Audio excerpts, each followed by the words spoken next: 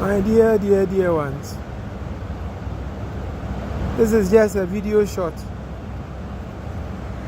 from the recovery garden at the East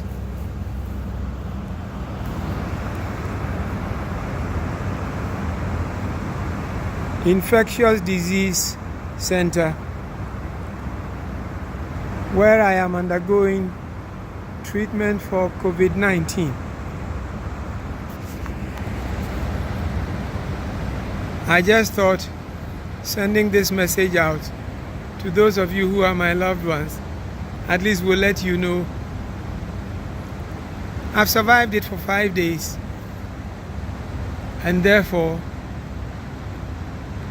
I encourage anybody who is afflicted not to be afraid, because yes, COVID is real, but healing is equally real if we will do the best. My advice is what I call the 3 P's: prayer, protocols, and prayer.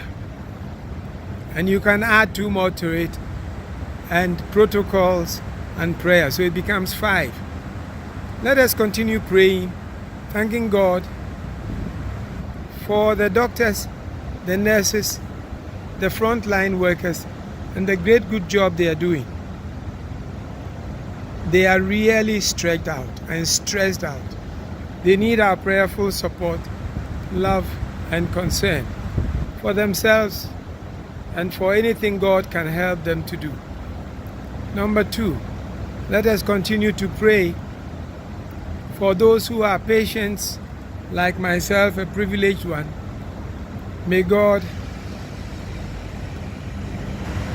take our impatience even as prayer and bring us healing.